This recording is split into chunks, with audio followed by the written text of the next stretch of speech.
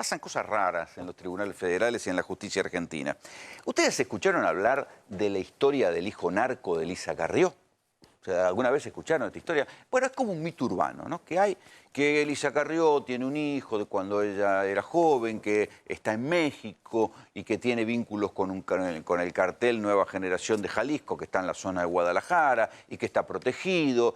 Bueno, esta historia, sobre la cual yo hasta ahora nunca había dicho una palabra porque no había un solo dato serio para corroborarlo, llegó a un expediente judicial.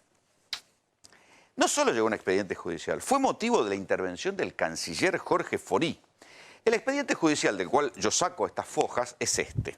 ¿Sí? Está encabezado por Mariana Zubik y Paula Oliveto, gente de la coalición cívica. Pero me llamó la atención que a foja 64 del expediente sucede esto que yo tengo aquí atrás. El Poder Judicial de la Nación es... el juez que instruye esta causa es el inefable Claudio Bonadío. ¿Qué dice él?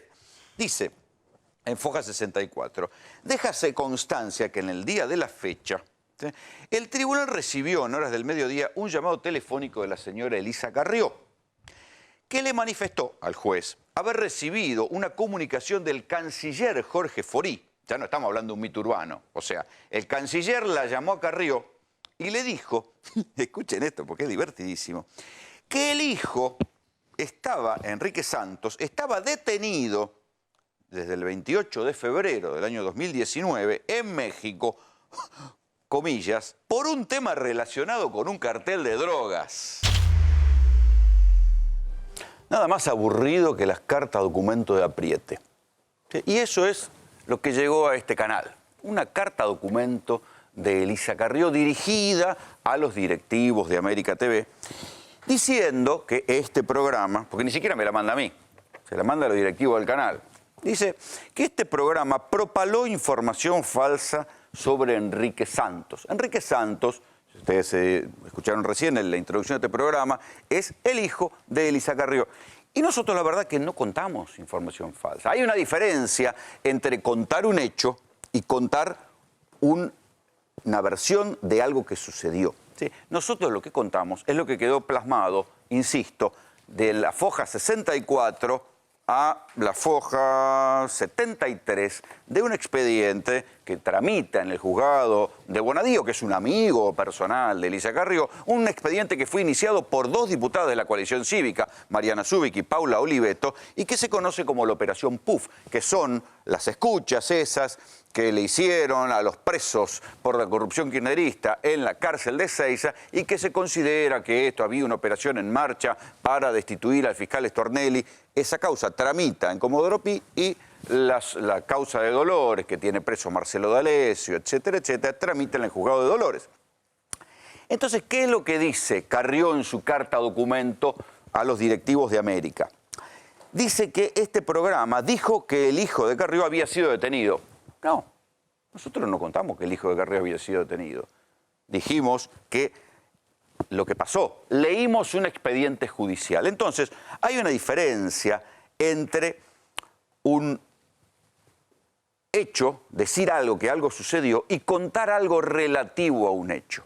El hijo de Elisa Carrió no estuvo detenido por una causa de narcotráfico, efectivamente, pero sí hubo averiguaciones sobre si el hijo de Carrió había sido detenido en una causa por narcotráfico. Es más, les voy a leer esto para que vean que nosotros no deliramos y que en todo caso lo que está haciendo Carrió es apretar a través de una carta documento, ¿sí? Ella justamente, que durante años dijo que yo cobraba de la CIDE y todas esas pelotudeces, que después nunca pudo probar, porque ahora que está en el gobierno, nunca encontré un papel diciendo que yo cobraba de la CIDE y esas tonterías. Esa es la seriedad con la que denuncia y revolea mierda Carrió para todos lados. Pero nosotros lo que contamos sí es algo serio, porque no lo decimos nosotros. Fue el canciller argentino, el canciller Jorge Forí, que según Carrió le dijo que su hijo había sido detenido en México. Paso a leerles. En horas del mediodía, quien escribe esto es el juez Bonadío, ¿sí? En la página 64 del expediente. Recibo un llamado telefónico de Elisa Carrió, ¿sí?, que le manifestó al juez Bonadío haber recibido una comunicación del canciller Jorge Forí. O sea, Carrió lo llama a Bonadío y le dice, me llamó el canciller y me dijo que por una comunicación interna entre embajadas en el exterior, había tomado conocimiento de que su hijo, Enrique Santos, estaría detenido desde el 28 de febrero de 2019 en México por un tema relacionado con un cartel de drogas. Acá está, muchachos, acá está. Esto es lo que dice el expediente judicial. Debido a ello, la nombrada llamó al teléfono particular de su hijo, quien le respondió que no era cierto y que él se encontraba en su domicilio. Entonces, Carrió llamó a su hijo y esto fue lo que le contó a Bonadío. Esto fue el 13 de marzo de 2019. Ahora bien, se ve que Bonadío se lo tomó en serio la cuestión, porque no se quedó tranquilo con lo que le dijo Carrió y siguió investigando. Entonces, en las siguientes fojas, aparece todo esto que yo tengo acá, que son planillas y planillas de migraciones que pidió el juez Bonadío para conocer los movimientos de un montón de señores llamados Enrique Santos. Claro, Enrique Santos es un nombre bastante común. Entonces, Bonadío pidió un montón. Aquí tienen las planillas que pidieron para ver Enrique Santos Rubén, Santos Luchino, montones de Enrique Santos, a ver quiénes eran, entradas y salidas del señor Enrique Santos. Insisto, Bonadío no se quedó muy tranquilo con lo que dijo Carrió, porque él mismo, el juez Bonadío, a través de su secretaria, lo llama al canciller Jorge Forí. Jorge Forí, ¿sí?, dijo que él le había dicho, acá lo tengo, dice, les leo textualmente, Jorge Forí ratificó los dichos de la señora Carrió y manifestó que él, Forí, fue quien le dijo que Enrique Santos estaría detenido en México desde el 28 de febrero de 2019 por un hecho vinculado con un cartel de drogas. Muchachos, no lo inventé yo. ¿Sí? Carrió dice que nosotros estamos propalando información falsa sobre Enrique Santos. Esto es lo que se preocuparon la Cancillería Argentina, Interpol, el juez Bonadío, se preocuparon por averiguar. ¿Sí? Esto fue lo que pasó en el expediente. Y que Forí dice acá que se enteró por un oficio de Interpol ingresado en el Ministerio de Relaciones Exteriores, ¿sí?, en la Secretaría 22, dice. Acá está. Esto es lo que dice el canciller. La que habló con el canciller Forí se llama María Vanessa Espinosa, secretaria federal de juzgado de Bonadío. Entonces, acá se abren varias preguntas. El canciller dice que vio un oficio de Interpol que decía que el hijo de Carrió fue detenido en México. ¿Existió el oficio de Interpol? ¿El canciller inventa oficio de Interpol? ¿No sabe distinguir un oficio de Interpol? Entonces ahí hay otra pregunta. ¿El canciller es poco serio? ¿El canciller argentino inventó un oficio de Interpol y se lo dijo a Carrió? ¿Es un canciller poco serio? Lo deberían estar echando. Que yo sepa, el canciller Forí no lo echaron, sigue en su puesto. ¿Interpol inventa cosas? Interpol, la Policía Internacional Unificada, inventa cosas, manda cables falsos. Es una buena pregunta para hacerse. Lo cierto es que lo que figura en el expediente judicial y que dice el canciller es que sí, que él le dijo a Carrió que su hijo había sido detenido. Carrió llamó al hijo y el hijo parece que no estaba detenido. Después el juez Bonadío sigue con su actividad y sigue pidiendo planillas a migraciones. Sí, planillas, más planillas. Hasta que llegamos a esto, que tengo acá en mis manos, a ver si lo podemos ampliar acá, que es un cable entre Interpol México e Interpol Argentina. ¿Sí? Este es otro. Esto es de Coordinación Federal de Policía Federal, pero acá hay un cable Interpol muy divertido que dice, muy urgente, solicitud de información muy urgente e importante. Acá le pide primero, dice, primero hay un cable de Argentina a México. Dice, solicitud de información muy urgente e importante. Les hacemos saber que en nuestro país se encuentran circulando distintas versiones periodísticas que dan cuenta de la detención del ciudadano argentino. No son versiones periodísticas. Era el canciller que le había dicho a Elisa Carrió que su hijo estaba detenido. Entonces, ¿qué es lo que sucede? Pone los datos. Interpol Argentina. Pone el apellido Santos, Enrique Rolando. Por si había alguna duda que era un homónimo. Están buscando hijo de Enrique Eduardo, y María Elisa Carrió. María Elisa Avelina Carrió. ¿Sí? La supuesta detención, dice el cable de Interpol Argentina, Interpol Buenos Aires, que firma la comisario Luz Marina Prieto, que no sé quién será, dice, la supuesta detención se habría producido en Puerto Vallarta por el presunto transporte ilícito de armas y cargamento de droga. Muchachos, esto no lo inventé yo. Yo no estoy propalando información falsa. Estoy leyendo un cable de Interpol Argentina a Interpol México, preocupándose por la situación del hijo de Carrió. Por tratarse de un caso de extrema importancia para nuestro país, acá me parece que se están confundiendo. Es de extrema importancia en todo caso y de extremo interés para Carrió, no para el país. Será un argentino más que detienen por cualquier parte del mundo, acusado o no de narcotráfico. Pero bueno, por tratarse de un caso de extrema importancia para nuestro país, solicitamos una muy urgente respuesta ofreciéndole la más alta reciprocidad para casos análogos. Esto dice Interpol Buenos Aires a Interpol México.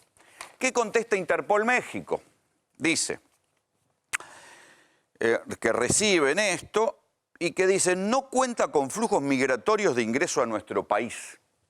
Enrique Rolando Santos no cuenta con flujos migratorios de ingreso a nuestro país. O sea que no está en México. Esto es raro. Es el mismo, no está en México. Porque siempre se dijo que el hijo de Carrió estaba en México. Es más, la propia Carrió había dicho que estaba en México. No se entiende.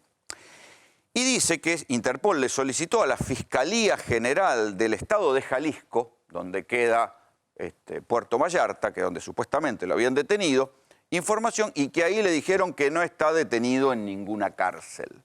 ¿Sí? Esto es lo que dice el expediente. Entonces, en algún momento, ¿sí? Y después finalmente está la nota que está aquí, ¿sí? Donde dice, hago conocimiento que se solicitaron los movimientos migratorios de Rolando Santos y finalmente desmienten que lo hayan detenido. Entonces, yo lo que conté es que hasta ahora todo lo que tenía que ver con el hijo de Carrió, yo nunca lo había tratado porque no había ningún expediente judicial ni nada que hablara de él. Entonces lo que hice fue contar esto. Ahora, si Carrió no distingue entre contar un expediente judicial de contar una noticia falsa, ¿sí? Es problema de ella. Yo lo que conté es un expediente judicial que cuenta, que relata que hubo en los más altos niveles del Estado preocupación por si habían detenido o no al hijo de Elisa Carrió en México justamente por narcotráfico. ¿Qué dicen desde la coalición cívica los voceros de Carrió? Porque Carrió de esto no ha hablado, solamente manda carta de documento a este programa, mejor dicho, al canal. ¿Qué dicen? Que fue una fake news. Sí, puede haber sido falso que al hijo lo detuvieron, pero tan fake news no debe haber sido porque las más altas esferas del Estado se preocuparon por desmentirlo. Entonces hubo una preocupación legítima, o preocupación al fin, que movió un expediente judicial en el cual actuaron un juez federal, Interpol Buenos Aires, Interpol México, el canciller y, por supuesto, la madre de Enrique Santos, que es Elisa Carrió. O sea que hubo un montón de argentinos importantes que estuvieron preocupados por una fake news y lo plasmaron en un informe judicial. Esto es lo raro y lo llamativo, y esto es lo que conté. Efectivamente, el hijo de Carrió no estuvo detenido por narcotráfico, pero el Estado argentino sí lo investigó. Esto demuestra que nosotros no mentimos, como dice, no propalamos información falsa. La información, falsa o no, estaba en este expediente judicial. Bienvenidos, esto es GPS. ¿A vos te afecta la situación del dólar? Sí, por supuesto que me afecta, porque en realidad aumenta el dólar y aumenta todo. Entonces sí afecta, nos afecta a todos. En algunos casos no lo entiendo por qué aumenta todo, pero sí afecta. En los diarios, por ejemplo, no están aumentando tanto, pero entiendo que de aumentar el dólar se van a disparar tanto las revistas como los diarios. Por el papel, por la tinta. ¿Ustedes viven pendientes del valor del dólar? Sí, obvio. Si depende del dólar, depende de todo el comercio.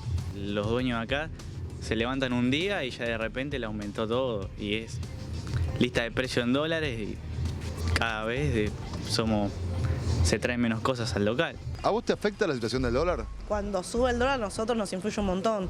De hecho, hasta hace 2 meses atrás nos pasaba que a la mañana estaba un precio y después a la tarde era otro y al otro día era otro, porque el dólar subía y bajaba, subía y bajaba, o subía y el importador ni bien lo compraba, te avisaba después que había subido a las 2 horas. Y los otros artículos que vos tenés acá, como por ejemplo los juguetes, Si aumentan, y sí, eso está a todo valor del dólar porque viene de afuera. Así que se van a ir un poco más y lamentablemente no se está vendiendo nada. ¿en algún momento te bajaron los precios? No, lo que nos pasa ahora es que están estables. Dentro de todo nosotros intentamos mantenerlos en la medida de lo posible en el precio que se puede, digamos.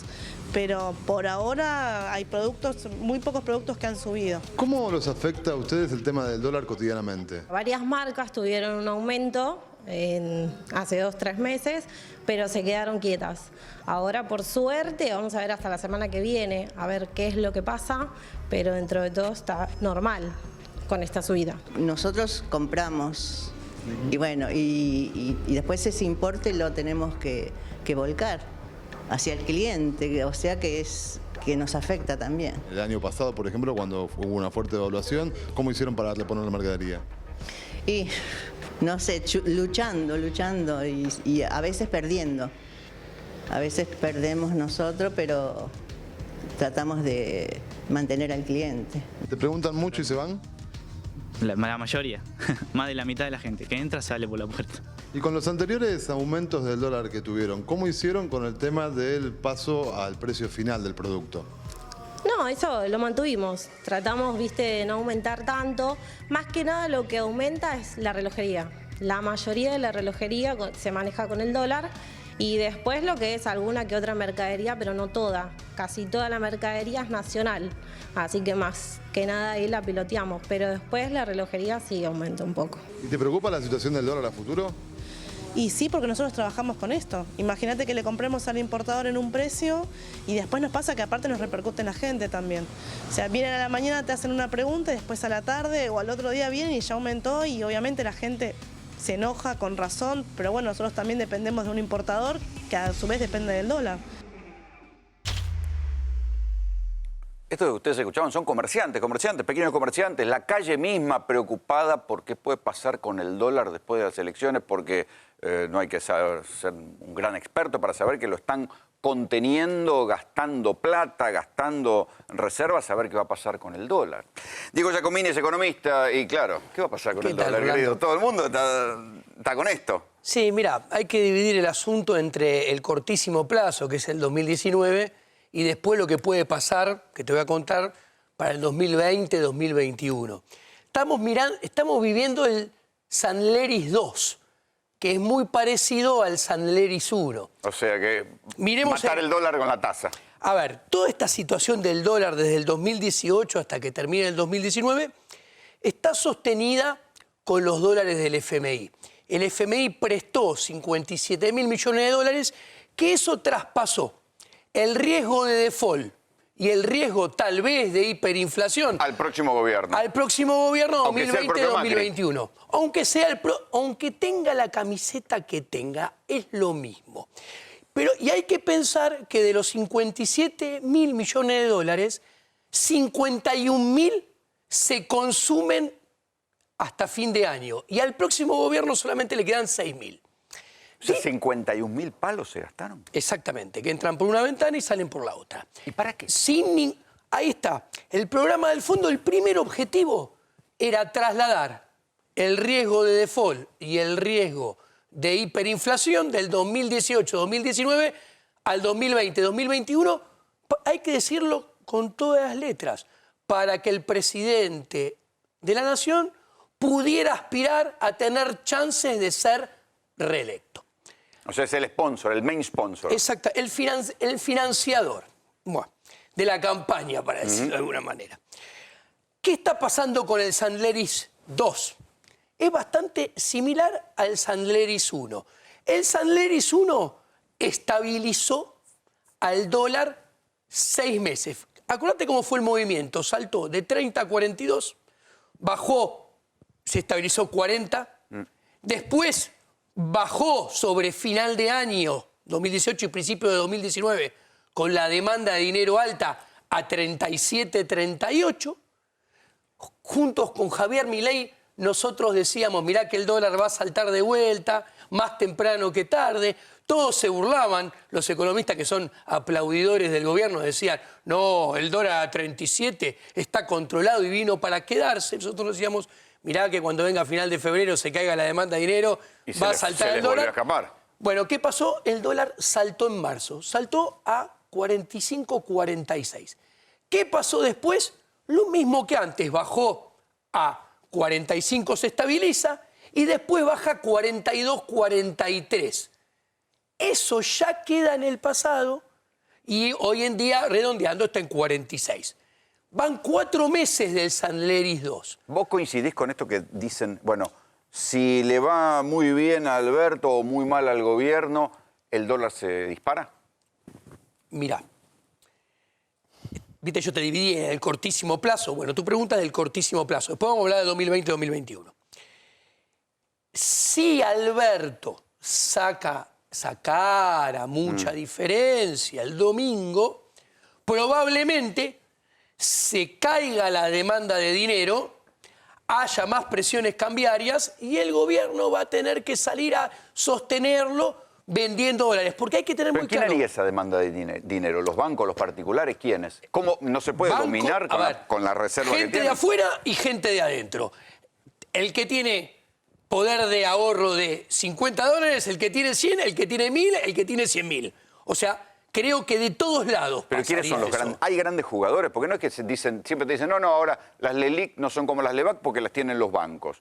¿Esto quiere decir que los bancos jugarían contra el gobierno? No, porque ¿qué sucede? Las LELIQ las tienen los bancos, pero las LELIQ están encajadas contra Con los depósitos de la gente y de bancos y de fondos de inversión. ¿Qué quiero decir? Que si la gente, los bancos o los fondos de inversión... Cada uno según su tamaño. Cada uno según su tamaño dice, ay, yo no quiero más los pesos y dámelos para hacer lo que sea, que muy probablemente sea para comprar dólares. Cuando se los piden a los bancos, uno aprieta el home banking y se lo pide al banco los pesos del plazo fijo porque no lo renueva para comprar dólares, por ejemplo. El banco se da vuelta y le dice al Banco Central, emitime las LELIQ, emitime los pesitos, que se le tengo que dar los pesitos a el depositante. ¿Y ahí qué sucede? Ahí suceden dos cosas al mismo tiempo. Surge un desequilibrio en el mercado de divisas, de dólares, un exceso de demanda de dólares, que ¿cómo se corrige? Se corrige automáticamente con, primero y ante todo, un salto del tipo de cambio. Y del otro lado, la otra cara de la misma moneda es un desequilibrio en el mercado de dinero. Cae la demanda de dinero y entonces hay un exceso de oferta, pero no por emisión, por caída de la demanda de dinero, que la gente no quiere el peso. Entonces, ¿y eso cómo se corrige? Después del salto del dólar, los precios empiezan a subir después de que haya saltado el dólar.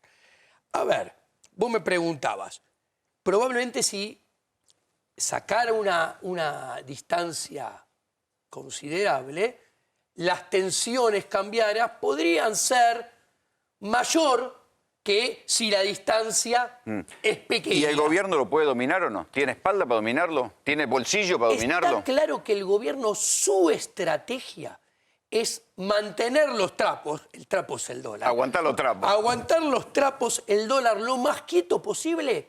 Y si es posible, hasta el balotaje. Y si tiene que perder... O sea, está jugado a eso. Sí, está jugado a eso. Y si tiene que perder reservas, que las está perdiendo, o sea, el dinero fungible, vos cuando mirás las reservas de verdad, las de libre disponibilidad, las que tiene para hacer frente ya, hoy son 14.500 millones de dólares y hace 4 meses eran 20.000 millones de dólares. O sea vos, para, ahí te quiero detener. Está habiendo un drenaje. Plata neta para bancar una pelea contra el peso, el Banco Central tiene 14.000. 14.500 Ya no millones tiene de plata dólares. del FMI. Le queda poco. La plata del FMI es para pagar los vencimientos de capital de los bonos y los vencimientos de interés de los bonos. Después tiene reservas... ¿Pero no es que el FMI le autorizó a timbiar también? El Tesoro también tiene otra cantidad de dólares más. Pero, a ver, El gobierno va a poner todo a aguantar eso. Pero el tema interesante es que, a ver, el Salderis 2 es lo que en la jerga teórica se llama planes de estabilización transitoria. Bueno, después al castellano. Vamos ¿Qué al quiere castellano. decir esto? Que tarde o más temprano que tarde el dólar primero va a volver a saltar y después la inflación se va a volver a acelerar. Pero esto, a ver, yo no, Sí. no soy economista, pero te leo y te sigo y es lo que viene pasando en los últimos 2 años. Como no baja la inflación, tarde o temprano la inflación traspasa al dólar y cuando traspasa al dólar realimenta la inflación. Es un círculo vicioso. Entonces, pero porque no tomaron ninguna medida de fondo para corregirlo. Lo único que hicieron ahora es aguantar y aguantar los trapos. Exactamente, exactamente. ¿Y cómo te das cuenta que es transitorio? Muy sencillo. Si esto no fuera transitorio, la tasa de interés Bajaría. y la inflación bajarían mucho más fuerte y mucho más rápido. Vos fíjate que la tasa de interés está Es un delirio. No, Es un sí, delirio. pero está volviendo a subir. Ha bajado a 48. Sí, a 50 y moneditas y ahora está en 64, 63 de vuelta. Vos fíjate que antes que el dólar saltara de 37, 38 a 45 en marzo, había sucedido exactamente lo mismo. La diferencia es que ahora el gobierno va a quemar todas las naves para aguantarlo hasta diciembre. Lo que hay que tener en ¿Qué claro... queda después de eso? Ahí ¿Qué le va. queda al próximo presidente? Lo- Si revientan todas las reservas. Lo que hay que tener en claro es que cuánto... La teoría dice que rara vez el parche, el Salderis 2, aguante mucho más que el plan original que fue el Salderis 1. El Salderis 1 duró 6 meses. Llevamos 4 meses. Cuanto más el gobierno queme todas las naves para mantenerlo y llegar con el dólar quieto, inclusive al balotaje, Los especuladores saben que está quemando la guita. en Entonces, realidad vos estás agrandando los problemas debajo de la alfombra. Y no alcanza con un apoyo político. Vos dicen, bueno, acá atrás de esto está el FMI y atrás del FMI está Trump que dijo, bueno, Argentina es un activo geopolítico para acompañar a Bolsonaro, para acompañar el giro hacia la derecha de América Latina y hay que bancarlo. ¿No alcanza con eso? la economía... Digo, política contra mercado. No, ¿Quién gana? la economía tiene su propia vida, sus propias dinámicas y sus propias reglas. Si la política dominara la economía, o sea, la civilización, el ser humano viviría en una prosperidad eterna, porque sería una cuestión de voluntades de la política y a todas luces está claro que así no es. Pues sí que no alcanza con Trump, con el FMI, con la guita. Ahora va, pensemos en el 2020-2021. Hay que tener claro, un país que no crece es un país que está condenado a tener un tipo de cambio de equilibrio más alto. Un dólar, en términos reales, más caro. Argentina no crece hace 10 años. Cuando yo miro el dólar en términos reales, o sea, lo que cuesta comprarlo, con la devaluación, fíjate el 1 de la convertibilidad, ¿no? En términos reales. Cuando hubo la devaluación del 30%, en el 2014, concentrada de enero a marzo, saltó 1 a 30. Cuando hubo una devaluación en el 2016 ya no fue el 30, fue el 35%, pero el tipo de cambio saltó 1,45. El año pasado, cuando salta de 30 a 42, saltó 1,78. O sea que los saltos son cada vez más grandes. Y la tendencia, el dólar ya hace 5 años que es cada vez más caro. O sea que vos decís que es un principio mágico esto de pensar que está resuelta la cuestión. La cuestión se está complicando debajo de la alfombra cada vez más. El próximo gobierno, tenga la camiseta que tenga, asume con una economía que se encuentra en trayectoria de crisis, dirigiéndose a una crisis con riesgo de default y riesgo, si se materializa el default, de hiperinflación. Este 2019, si yo lo ubico en una línea de tiempo, cumple más o menos el rol que cumplía 1988, para lo que después fue la El crisis de 89. 1989, y final del 2000, principio del 2001, para la crisis del 2002.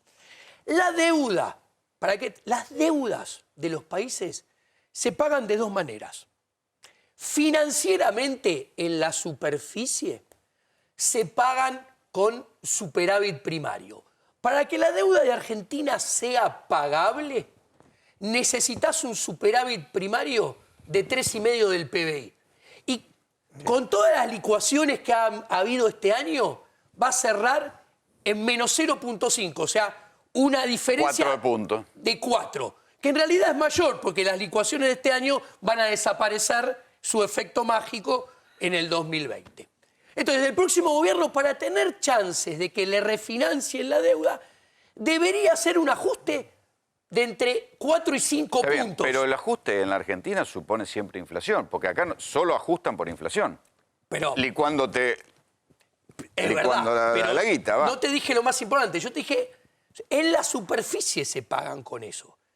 En el fondo, económicamente, las deudas se pagan con crecimiento económico. O sea, como una persona que tiene un crédito prendario, de tarjeta, personal, hipotecario, paga los créditos con su ingreso que lo puede hacer laburando o porque es dueño de algo, bueno, los países lo pagan con crecimiento. Si los países no crecen, Cada vez están más endeudados. nadie les dejan de prestar porque saben que no se la van a poder devolver y no van a poder pagar Sí. su deuda. Ahora, una paradoja, y quiero ir a este informe para que lo analicemos juntos, es que así como el país está cada vez más endeudado, a nivel de la gente común, cada vez están más endeudados. Porque esto es lo que se ve, que la gente tiene cada vez más deudas. Véanlo.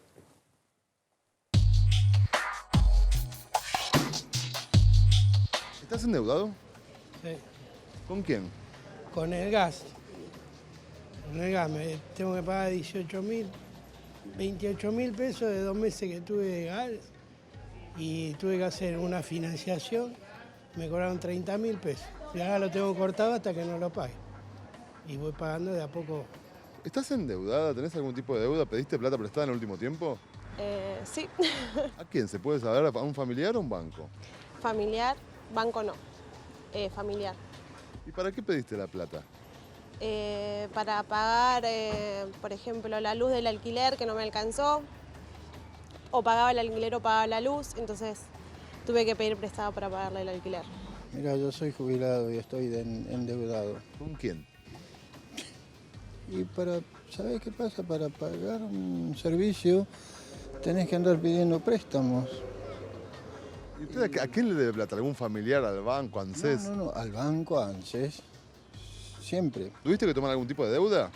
Y sí, o sea, deuda en este momento no estoy pagando. La luz, el gas, como puedo, como es con los planes, ¿no? ¿Tuviste que hacer un plan de pago para pagar la luz? Por eso, esos planes de pago para la luz y para el gas. ¿Por qué? Y porque no llego a fin de mes, como todo el mundo, como la mayoría de la gente. ¿Cómo está viendo la situación económica? Mal, siendo jubilada, mal. ¿Usted tuvo que tomar algún tipo de deuda últimamente? Sí, tengo las tarjetas al rojo vivo. ¿Por? ¿Y por qué no puedo pagarlas? Me enfermé, remedios pagar y no tengo para pagar. ¿En qué gastó? ¿Para qué usó las tarjetas? Y la tarjeta para comer, porque no me alcanza la jubilación. Cada vez como menos. No almuerzo, a veces no ceno. Y porque tengo que pagar cuentas. La luz, el gas no me la paga. Y sí, he pedido plata para algunos gastos. ¿Para qué? Alquiler, por ejemplo. ¿No llegabas a pagar alquiler y tuviste que pedir plata prestada? Sí. ¿Y cómo vas a hacer el mes que viene? Veremos si llegamos. En los países del primer mundo se mide el nivel de endeudamiento personal de la gente. Pero claro, lo que uno ve es que la gente en los países del primer mundo se endeuda para tener un préstamo hipotecario, para tener autos, para tener consumos de largo plazo que no pueden adquirir con lo que cobran de sueldo. Lo que nosotros estamos viendo en Argentina, lo que están viendo algunos que analizan este fenómeno, es que la gente se está endeudando para cosas que antes cubría con su salario, para gastos corrientes, para comida, para medicamentos, para tarifas, Juan. A ver, Reloj, primero quiero aclarar algo, ¿no? Que el salario acompañe la inflación no es aumento, es recomposición, es estar igual que el año pasado. Cuando el salario no acompaña la inflación es porque está perdiendo poder de compra y se lo queda a otro.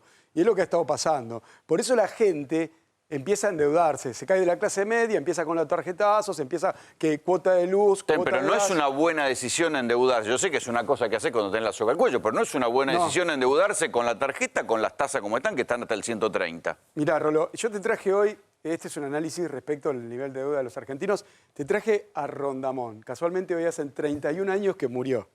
Ya, justo preparé la imagen y me enteré hoy. Hacían 31 años que murió. Mirá el tiempo que hace, ¿no? Ahora, mira, estos son datos de la encuesta permanente de hogares.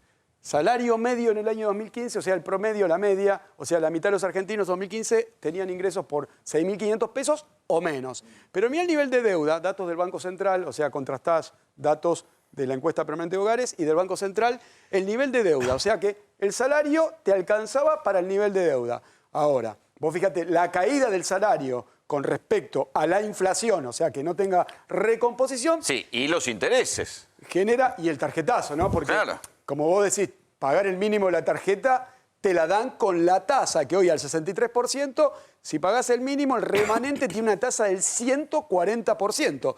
Y acá tenés el crecimiento de la deuda de los argentinos, ¿no?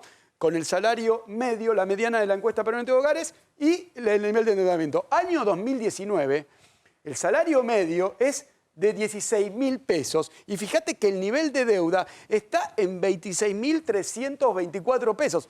Esto es la realidad de lo que veíamos en el informe, Rolo, nada más que eso. O sea que no solo está endeudado el Estado, sino que también está endeudada la gente. Lo que pasa es que acá me gustaría hacer una acotación importante.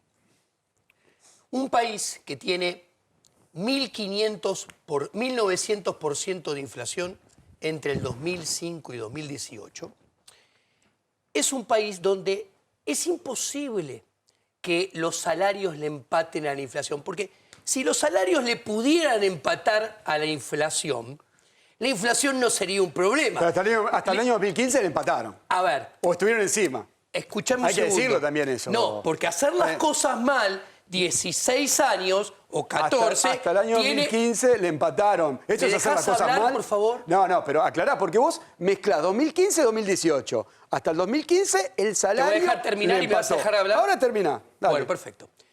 Tener inflación 6 años seguidos, 8 años seguidos, no es lo mismo que tenerla 12 y 14. Cuando yo te agarro el 2018-2019 junto, la inflación es 112%. Cuando yo te agarro la del 2014-2015 juntos, es 75%. Cuando yo te agarro la del 2012-2013 juntos, es 56%. No me interrumpa, déjame terminar. Entonces, ¿qué sucede?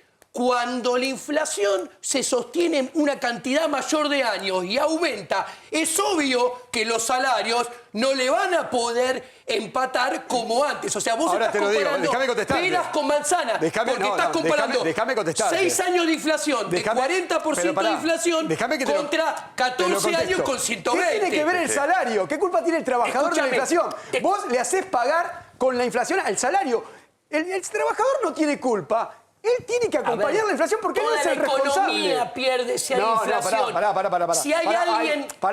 Hay un ministro de Hacienda que estuvo por encima de la inflación. ¿Por qué el ministro de Hacienda le gana la inflación y el laburante no? Soy macroeconomista. Tu amigo Sturzenegger, que es responsable, le gana y el laburante no. No vamos a hacer una discusión. ¿Vamos a hablar con seriedad? Si me sacás hablo de macroeconomía y vos me salís del salario del ministro de Hacienda, es una paparruchada. Déjeme trabajar de conductor un momento. No vamos a irnos en cosas que no va a ningún lado. A ver, la gente está endeudada y vos coincidirás conmigo que del salario real, los aumentos de tarifa le comieron una parte de su salario, la inflación le comió la otra, y esto es un dato de la realidad que no desmiente ninguna estadística. Obviamente. Entonces, y del mismo modo, la economía argentina en estos 4 años se achicó, retrocedió y está peor. Entonces, y lo que te decía antes, la comparación del nivel de deuda del Estado con el nivel de deuda de los argentinos, son dos catástrofes, una macro y una micro. Exactamente, es más, la macro y la micro están relacionadas. Si la macro es un desbarajuste total, las empresas, las familias, los individuos no pueden estar al margen del desbarajuste macro desde el plano micro. Lo que yo estaba diciendo es que cuando vos tenés 15 años de inflación sostenida, la única dinámica posible es que la inflación vaya creciendo y los problemas se vayan agrandando. Porque si la inflación se pudiera mantener a lo largo del tiempo siempre en el mismo numerito, no sería un problema, porque todos diríamos, bueno, aumentemos todos nuestros ingresos y nuestros precios a ese numerito y listo, calisto, se acabarían los problemas. Pero volviendo a lo que estábamos hablando, esto y para el 2000... Pero hay una pelea de modelos, si querés, que ninguno parece que... O nos están escamoteando lo que van a hacer, o ninguno parece que tenga alguna solución de fondo pensada. A ver, Cristina Fernández... Macri va a hacer más de lo mismo, ya lo dijo, y Alberto está decidiendo qué modelo económico y qué solución va a ser. Mauricio Macri y Cristina Fernández de Kirchner han sido los dos peores presidentes de la región después de Maduro y Chávez. Mientras todos los países de la región crecían y su PBI per cápita se expandían, su riqueza aumentaba y a diferentes niveles sacaban gente de la pobreza, Argentina el 2019 va a cerrar con un PBI per cápita menos 5% debajo del 2008 y mete gente en la pobreza. Entonces, ¿qué sucede? Einstein decía, si vos quieres diferentes resultados, prueba haciendo cosas distintas. Pero está bien, pero ahí no se puede decir que Cristina y Macri hicieron lo mismo. No hicieron lo mismo. A ver, Cristina y Macri hicieron algunas cosas distintas, las cosas de fondo de la política monetaria y la política fiscal bastante parecidas. Los dos... Uno se endeudó y el otro no. Sí, pero a ver, porque eso simplemente la manera que uno financió la política fiscal desbocada y la manera que el otro financió la política fiscal desbocada. Uno lo financia emitiendo y con cepo y con el otro controlos. lado emitió y se endeudó. Exactamente. Entonces, sí. No, ¿te puedo hacer una pregunta? Sí, cómo no. No, que mi pregunta es, ¿por qué dicen que hace 8 años que no crecemos? Pero una cosa es no crecer y quedarse haciendo la plancha y otra es hundirse. Entonces, el promedio de los 4 años de Cristina daba estancamiento y esto da hundimiento. No, porque el crecimiento... No es lo mismo hundirse, es como no es lo mismo perder... Si usted está... la fuga que está viendo en este momento, la plata, digamos, la del FMI, la que muestra este muchacho, que teóricamente es... le contesto. Amigo de los... Le contesto, porque cuando uno habla de crecimiento económico, no habla de PBI real, habla de PBI per cápita. En el segundo mandato de Cristina, cuando uno mira la variación del PBI real, da más 0.2% promedio anual. Como la población crece al 1,1 anual, el PBI per cápita, que así se mide el crecimiento, hay crecimiento si el PBI per cápita, su tendencia en 5, en 10 años, va para arriba. Bien, pero hay destrucción de riquezas si va para abajo. Con Cristina, el PBI per cápita, entre el 2011 y el 2015, cae derechito. Y con Mauricio Macri, entre el 2016 y el 2019, cae todavía más fuerte. Entonces, punta a punta, entre el 2019 y el 2011, te encontrás que hay una caída del PBI per cápita de menos 12%, porque le tenés que meter 1.1 todos los años que crece la población. Por más que haya subido en algunos momentos. Entonces, ¿qué sucede? Einstein decía, como estaba diciendo, si vos querés diferentes resultados, o sea, dar vuelta a la taba de este empobrecimiento, o sea, si vos querés que Argentina vuelva a crecer y que la inflación baje en serio, tenés que hacer cosas totalmente diferentes. ¿Y cuál es el problema? Que cuando vos lo escuchás a Mauricio, te dice... Hablo como lo del PRO, ¿viste? En nombre de... Mauricio. Sí. Como vos escuchás al presidente Diego. Macri, vos escuchás que va a decir, ¿qué hace? Voy a hacer lo mismo más rápido. Cuando vos lo escuchás a Alberto, salvo el cepo, te saca a relucir todo lo que hicieron durante el 2011-2015. Entonces, vos te das cuenta que eligiendo estas dos personas, con una economía en trayectoria de crisis con riesgo de default y si se materializa riesgo de hiperinflación porque hay repudio total por el peso como a final de los 80, te encontrás con dos personas que lo más probable es que terminen chocando la macroeconomía dándonos una piña a todos. ¿Por qué? Porque para crecer... ¿Qué es una piña a todos? ¿Una bruta devaluación? ¿Qué es una piña? Que se termine en default, que cuando se materialice el default los indicadores socioeconómicos salten a niveles similares o peores que el 2002, que del otro lado entonces el PBI implosione, aumente mucho la pobreza, aumente mucho la indigencia. ¿Por qué? Porque los salarios se hacen añicos, porque aumenta el desempleo. Porque ¿Y no lo ven esto? Para evitar, sí, a ver, para evitar esto hay que volver a crecer. Y para volver a crecer, ¿sabes qué pasa? La pyme, la micropyme, el cuentapropista, todos nosotros tenemos que producir más. ¿Y cuál es el problema? ¿Por qué no podemos producir más? Porque el sector privado está ahogado. El sector privado está cruzando a nado el Río de la Plata, de Buenos Aires a Montevideo, con una mochila de adoquines en la espalda, por eso se ahoga, se hunde y se ahoga, que es el Estado. ¿En qué? Nos mata impuestos, nos mata regulaciones. Sí, pero lo que está diciendo es le advertimos que solamente con reactivar el consumo esto serviría para No, ¿qué consumo? Acá tiene que haber, para crecer, el consumo no es llave de nada. Para crecer tiene que haber acumulación de stock de capital. Y para que haya acumulación de stock de capital, tiene que haber inversión. Y para que haya inversión, la gente tiene que pensar que va a poder ganar plata, porque si no, no invierte. Pero lo que están pensando es en reactivar el consumo. Entonces, ¿qué hay que hacer? La manera de evitar esto que yo estoy explicando, que si no se evita, vamos a ir a un tipo de cambio muchísimo más alto que el que tenemos hoy en día, un dólar mucho más caro que el que tenemos hoy en día, en algún momento del 2020-2021, y vamos a mirar para atrás y vamos a extrañar el 2019. Acuérdense, vamos a extrañar el 2019.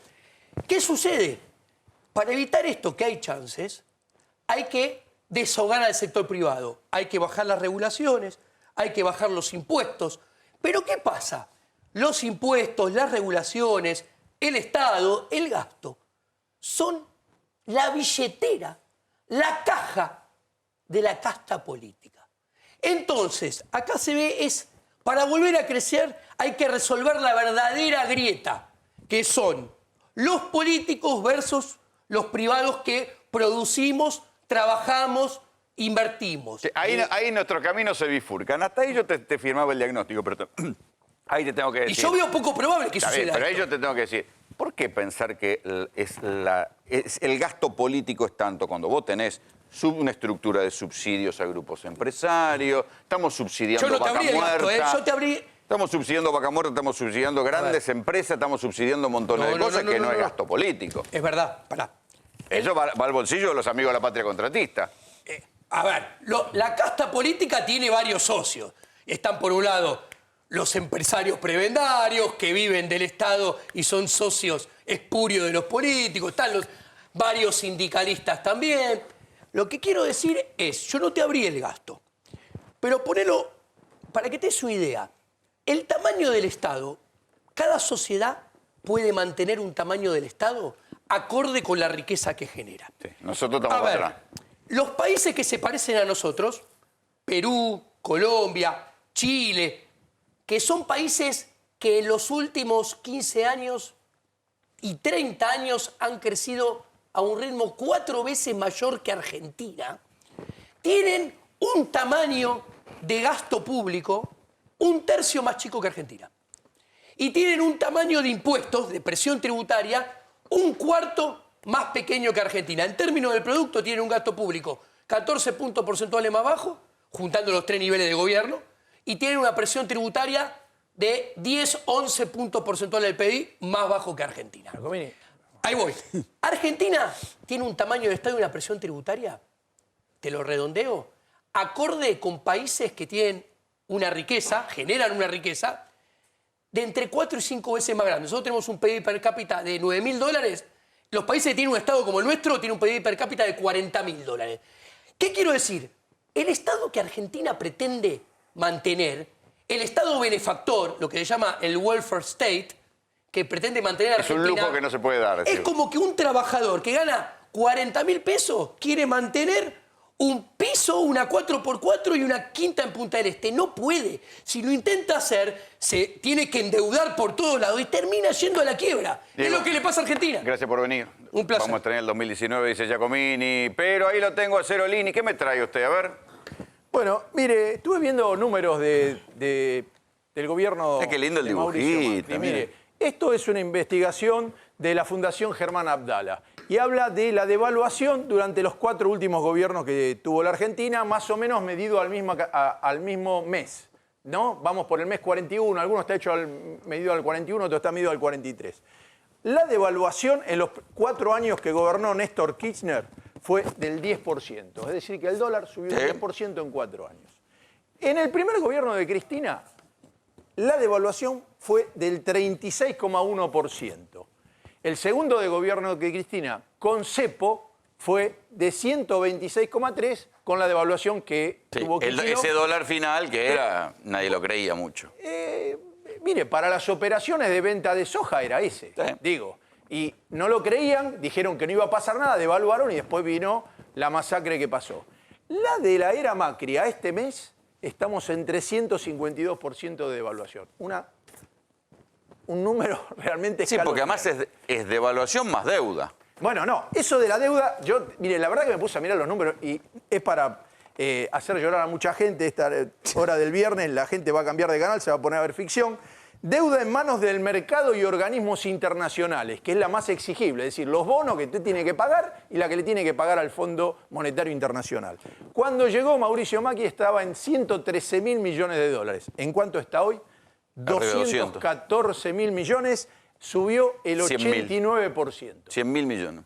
100.000 millones. 89% es lo que ha subido. Sí, pero además 100.000 millones porque no es que eso se tradujeron en ruta, puente, cosas que se van a construir. Dibujito. Entró por una puerta y salió por la otra. El error ese, sí, claro, eso de que no nos equivocábamos, era más caro, que había que vender. Bueno, y bueno, acá tenemos otro economista. Hay un gran misterio. Ahora vamos a pasar al tema de fuga. Fuga de capitales, digamos, capital que se va.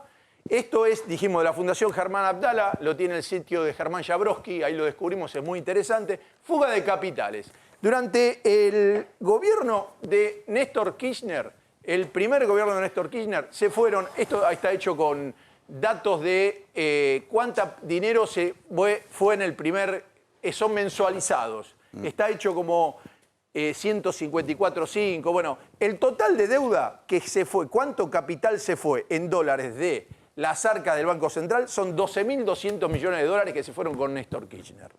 Con Cristina hay 2 etapas. Fíjese, la que le fue mejor en inflación, que hablábamos del 36%, se fueron de la Argentina 48.000 millones de dólares, que fue el momento del 2008, la crisis del campo, la crisis internacional. Todos juntos se fue de la Argentina 48.000 millones de dólares.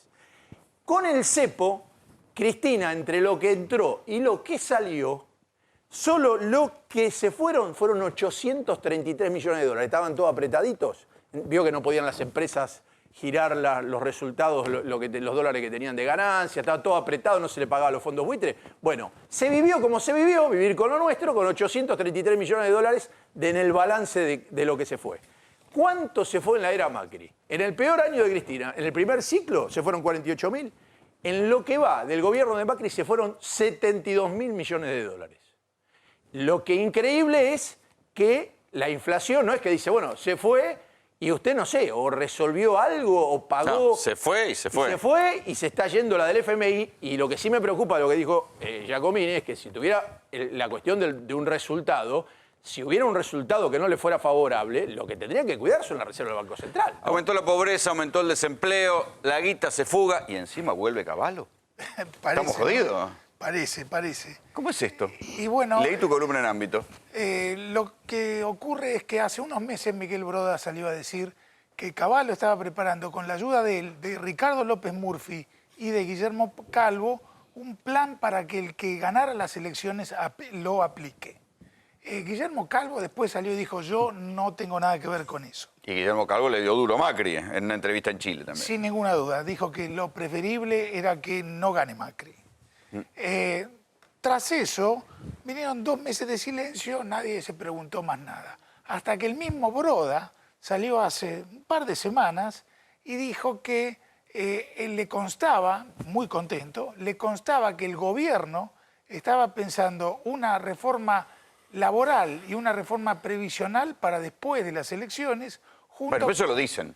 Claro. Es más, hay borradores para intentar meterla antes, que no la van a poder meter, pero ellos dicen, reforma laboral, reforma previsional, sí, al estilo Brasil. Sí, pero junto con una reforma educativa y de sistemas de salud. Estas 4 cosas eran lo que el mismo Broda había mencionado como que era lo que estaba preparando Cavallo, con la ayuda de él y de 2 economistas más. Con lo cual, esto significa que todo indica que Cavallo está preparando un plan para que aplique Macri en caso de que Macri gane. Está bien, pero Cavallo al fin y al cabo fue el único que en los últimos años bajó la inflación, la paró en seco. Sí, Si por lo menos lo llamaran para esto... Bueno, no. Bueno, también es el autor del Corralito, ¿no? Sí, no, por eso digo. No nos olvidemos. Cavallo 1, Cavallo Así 2. como la bajó a cero, la mandó a las nubes. Yo lo que quiero puntualizar en este tema es, hay mucha discusión sobre si la reforma laboral puede ser buena, puede ser mala, en qué contexto. Para la gente común. En un contexto recesivo es más recesión. O sea, vos podés aplicar una reforma laboral ¿en qué contexto? En un contexto donde hay crecimiento suculento, donde la gente no tiene miedo de perder el laburo. La gente tiene empleo, faltan mano de obra. Entonces vos podés generar un poco de desempleo con una reforma laboral porque entonces simplemente enfrías un poquito un mercado que está tomando temperatura. Pero cometer el error de aplicar en un mercado totalmente... parado, frío, muerto. Polar, como el día de hoy, polar. ¿Y qué pasó en Brasil, por ejemplo, que también estaba en recesión con la reforma laboral? Bueno, ¿sirvió para algo? Recién ahora la aplican y vamos a ver qué termina saliendo. Porque Cuando se habla de reforma laboral en la Argentina, ¿qué se busca? lo que se busca... Porque, para no decirlo en abstracto, ¿qué se busca? Lo que se busca... Cortar salario, bajar el aguinaldo, bajar las vacaciones, ¿qué se busca? Bajar el costo salarial. Que el costo salarial implica todo. Implica salario, vacaciones, cargas sociales, que pagar menos. ¿Pero vos pensás que eso pasaría sin resistencia social? No, por eso yo creo que es terrible. Por más que lo vote el Congreso, salen a la calle y los cagan a piedrazos. No, yo creo que es altamente problemático pensar que Macri esté pensando que puede aplicar cosas por el estilo o que Cavallo esté pensando que esas cosas son aplicables para la Argentina de hoy. Es que estamos en problemas serios. Porque por más que hayan ganado las elecciones, supongamos que gane Macri, ¿sí? Va a ganar con menor margen y con mayores exigencias que en el primer gobierno. Imagínate si se va a dar vuelta y le va a decir a la gente, ahora van a ganar menos, van a perder aguinaldo, van a perder vacaciones. Digo, ¿quién se lo va a bancar? Por eso yo creo que Guillermo Calvo tenía razón con eso que decía, en el sentido de que es más realista para Argentina un gobierno de Cristina Kirchner o un gobierno kirchnerista que un gobierno macrista en la circunstancia que el país viene... O sea, traducido, que el ajuste lo puede hacer mejor Alberto y Cristina que Macri. Eso es lo que dijo Guillermo Calvo. Eso es lo que dijo Guillermo Calvo. O sea, que cualquiera de los dos va a tener que hacer un bruto ajuste. Hay un problema. Bueno, depende, porque si vos ideás un plan antiinflacionario muy bien hecho y tenés algunos costados arreglados, como el tema de la deuda y un par de temas más, entonces vos no necesitas ir a un ajuste.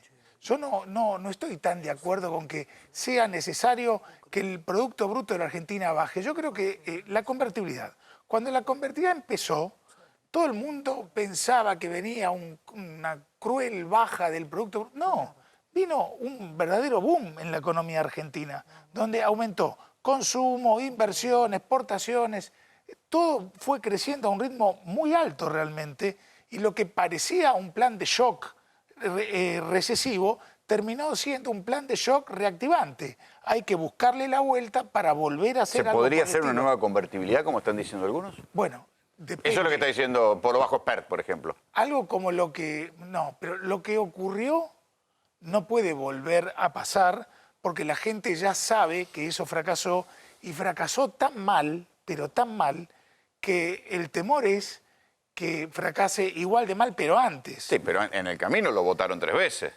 Sí. Menem gana 3 elecciones después de la convertibilidad. Sí, es cierto, es cierto.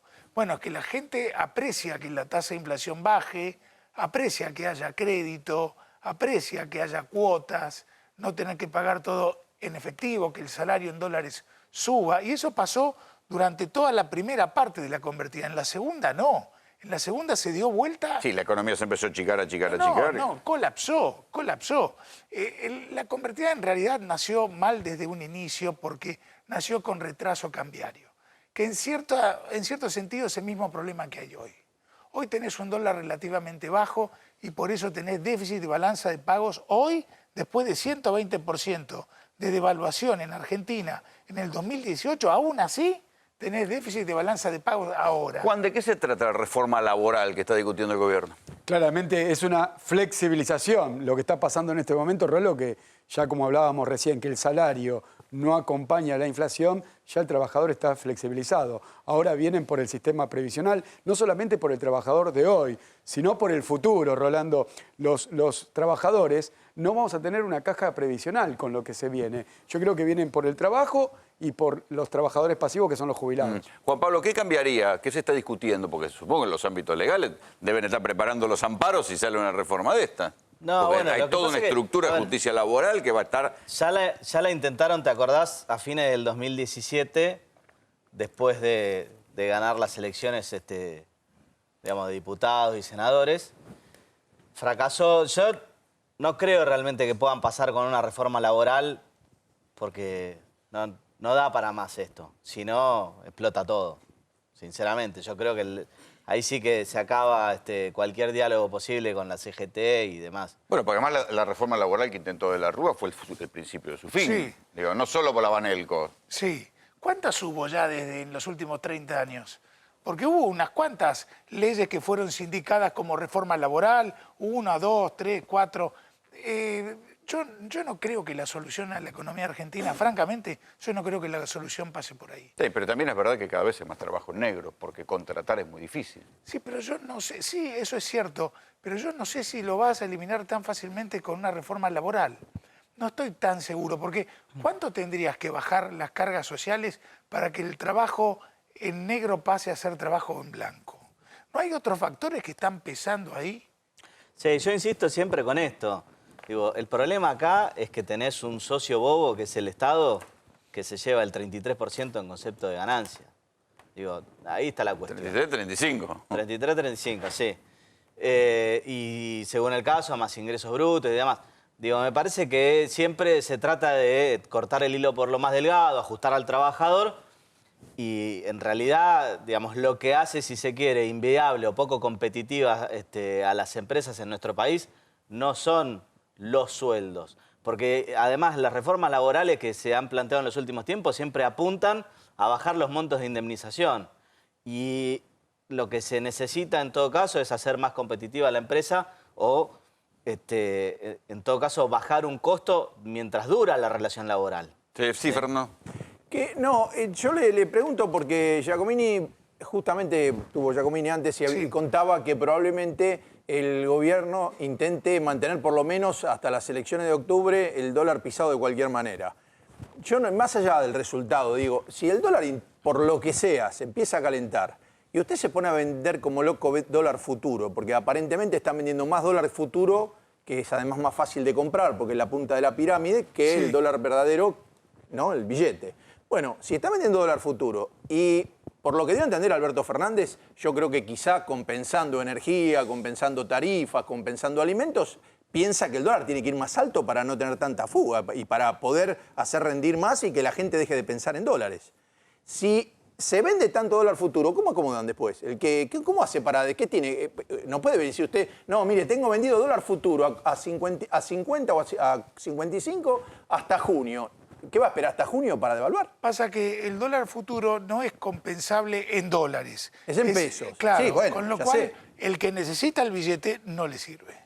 O sea, es una especulación, tarde o temprano la demanda real de dólares florece y se ve realmente cuántos dólares la gente quería, que es en el momento en que es el momento de tener los dólares en el bolsillo. Olvídate del gobierno y de quién gane. Te quería dar un dato sobre la reforma laboral, sobre el tema que recién estaban discutiendo. Si vos tenés una empresa que factura una parte en blanco y una parte en negro, ¿puede tener todos sus empleados en blanco? Y no. Entonces, ¿es necesario hacer una reforma laboral para que realmente la masa laboral que está en negro pase a estar en blanco? ¿O es un laberinto de espejos? Suponete que, olvídate del gobierno, ¿cómo se sale de esto? ¿Hay otras experiencias, digamos, cómo se sale de una situación tan complicada con tanta deuda, aumento de la pobreza, aumento de la deuda interna y externa, inflación? ¿Cómo se sale? Porque la Argentina se está convirtiendo en un caso único en el mundo ahora. Para saber cómo se sale de esto, creo que primero de todo, hay que tener en claro qué va a pasar con el tema de la deuda. Yo la pregunta que me hago es esta. O sea que si te sacan la soga del cuello. Claro, yo la pregunta que me hago es esta. Vamos a suponer que vienen las elecciones, terminan, gane quien gane. ¿Qué pasa con la tasa de riesgo país? ¿Siguen los 800, 900 puntos? Porque si sigue en el nivel este, no le van a prestar a la Argentina, los dólares del fondo se acaban en marzo. Es que esto es así. Y ahí... Se acaban para cualquiera, ¿eh? Claro, ¿y con qué pagamos? Porque recién mencionaban que el gobierno va a intentar que el dólar no suba. Y bueno, entonces, ¿usa los dólares para controlar el mercado o usa los dólares para pagar? Claro. Porque ya estamos en un momento donde hay que privilegiar, decidir muy bien qué hacemos con cada dólar. Claro. Y pensar que uno puede tener fines múltiples para un mismo dólar es una locura. Por eso, lo primero a decidir es, ¿qué pasa con el tema de la deuda? ¿Vamos a respetar los compromisos? ¿Vamos a renegociar? Obvio, cualquiera va a tener que renegociar. Macri o Alberto va a tener que renegociar. Sí, con el fondo, pero lo que son bonos, para eso necesitas hablar con los grandes fondos comunes de inversión internacionales. Y si yo fuera cualquiera de los dos candidatos, estoy haciendo eso mismo desde el día de hoy. Ayer ya era tarde, hoy. Cualquiera de los dos, ¿eh? Yo estaría haciendo un mini road show en silencio para aceitar... Tejer. Claro, porque eso después se va a necesitar y uno no va a poder convencer de la noche a la mañana a grandes fondos de inversión que hasta hace 3 días le recomendaban a sus clientes que se aparten de la Argentina. Después, ¿cómo cambian? Ellos mismos internamente el discurso.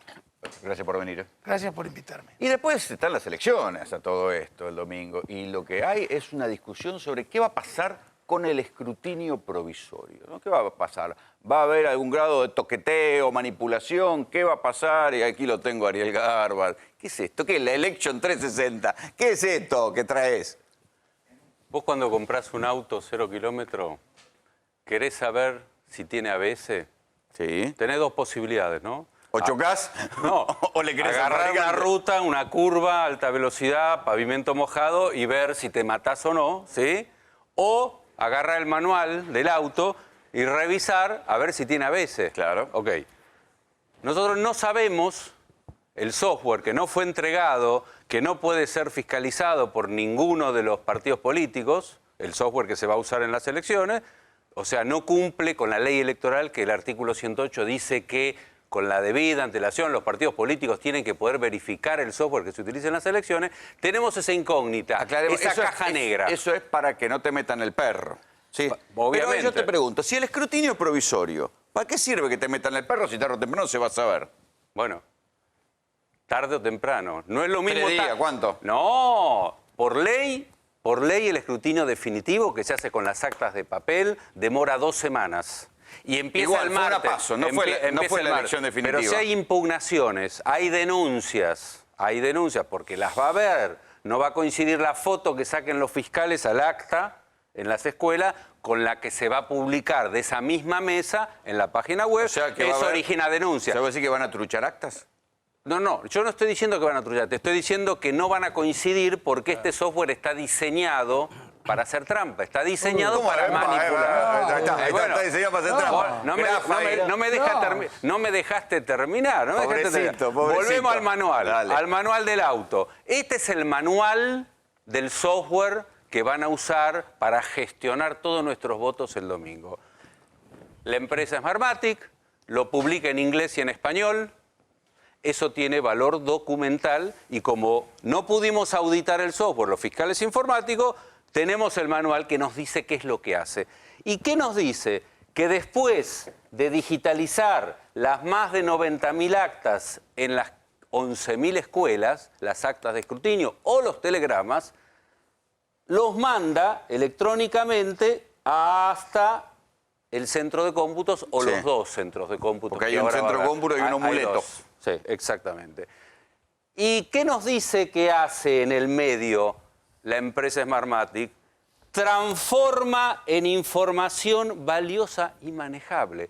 Manejable da como que vamos a meter los dedos. Manejable. A ver, la definición diccionario de manejable Es que se puede agarrar un cambiar. objeto, modificarlo con un instrumento con las manos. O sea, manejable es modificable.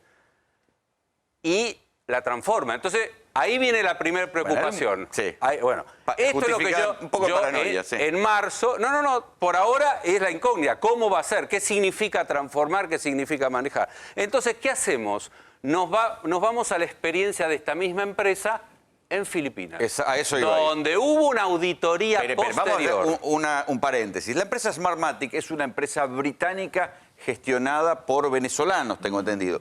Sí. Esa misma empresa tuvo un problema en las elecciones en Filipinas. En Filipinas gobierna un señor, un muchacho mejor que no venga acá, que se llama Duterte. Un señor que como política de narcotráfico empezó a matar gente. Empezó a matar a tiro a los consumidores, a los narcotraficantes, sin juicio, sin nada.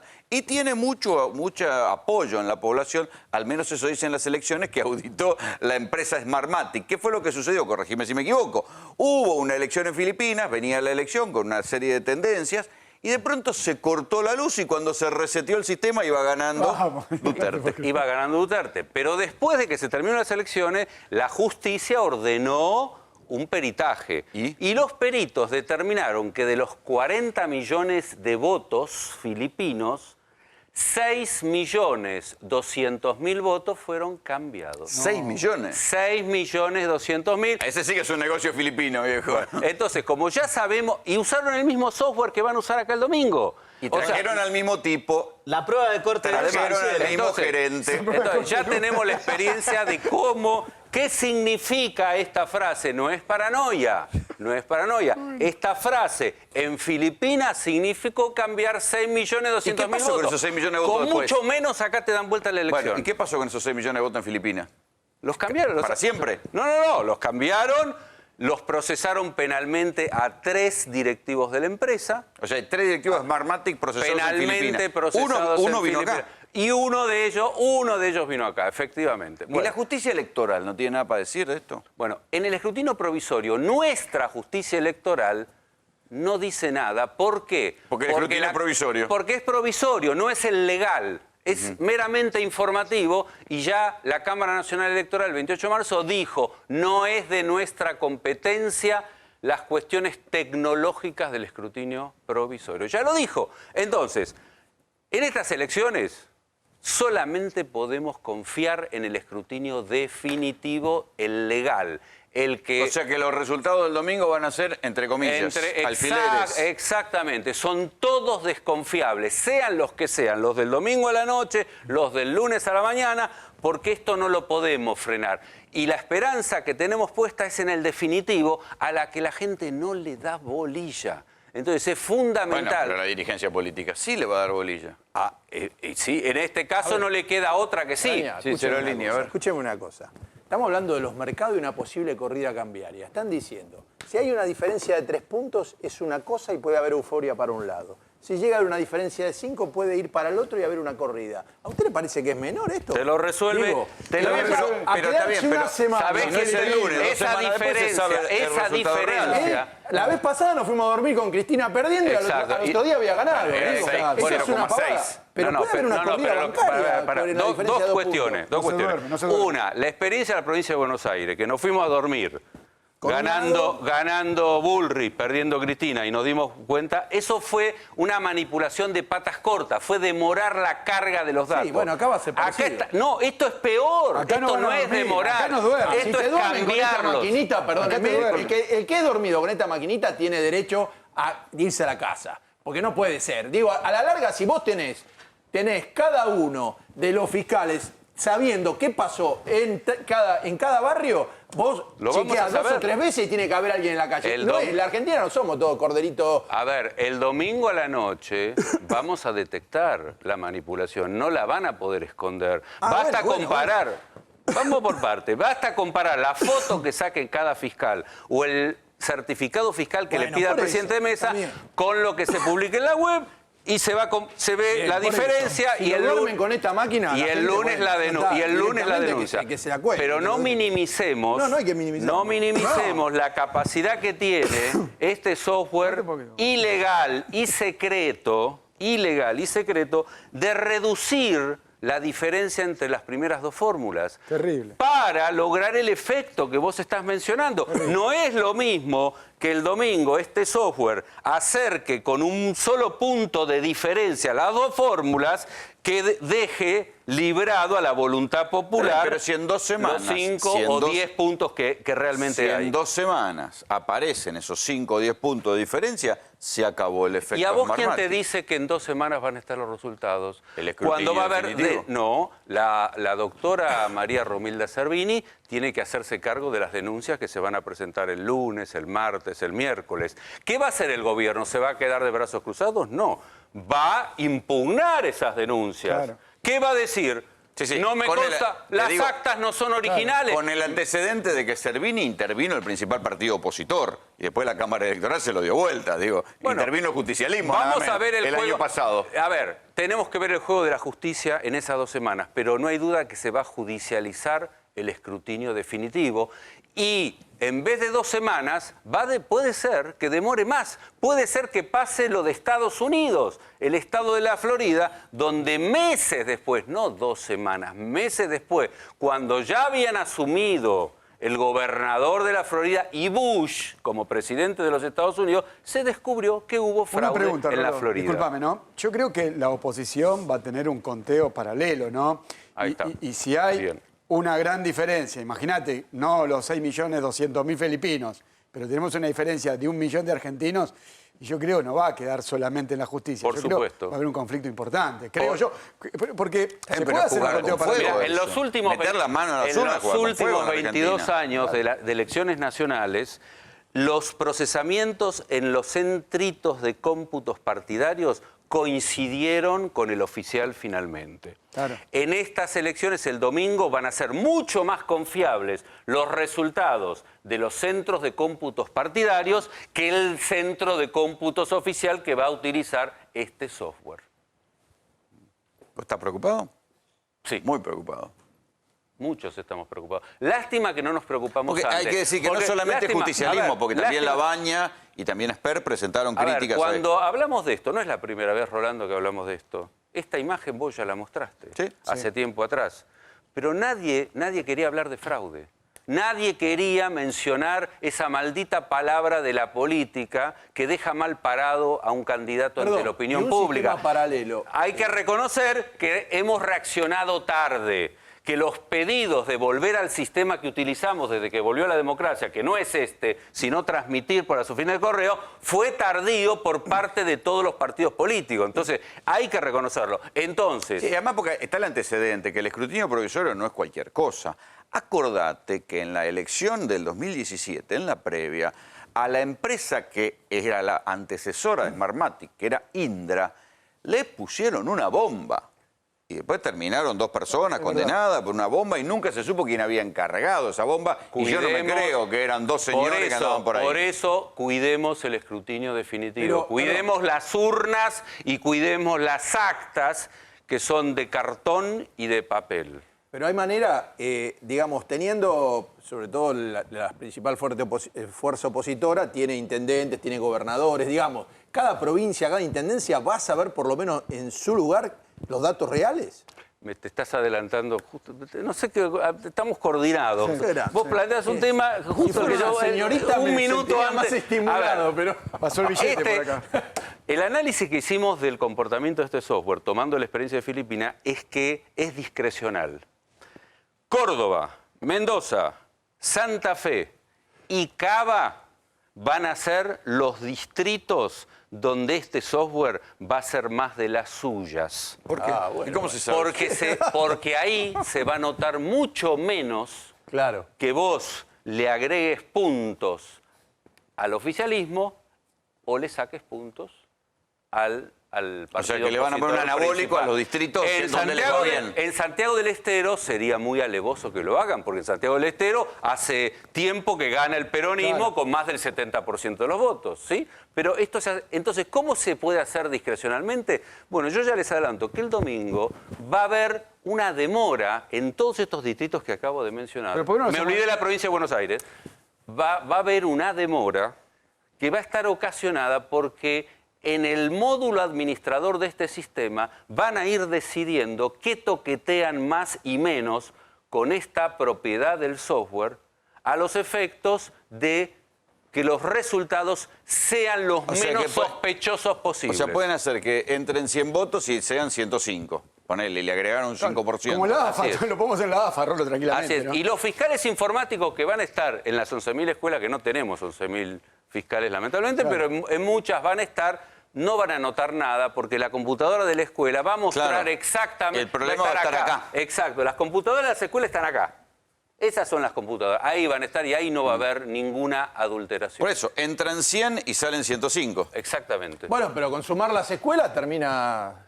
Con sumar las escuelas y después las ciudades termina sumando la totalidad. Así va es. a llevar un laburo, pero se puede. Va a llevar un laburo, por eso es muy valioso el laburo que se haga en los centros de cómputos partidarios.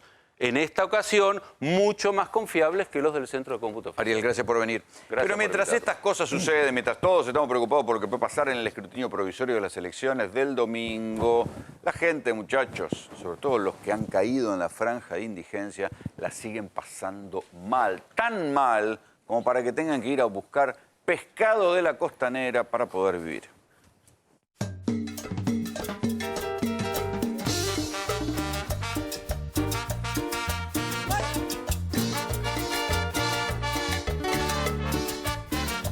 ¿Y esto qué pescado es? Una boga. ¿Una boga? Sí. Una boga acá en la salida del riachuelo. Sí, sí. Pero es chiquitita. Sí, recién están entrando. Recién está creciendo el río, así que bueno, hay que esperar un par de horas más y van a salir más grandes. ¿Y con esta qué haces? No, esta la usamos para encarnar.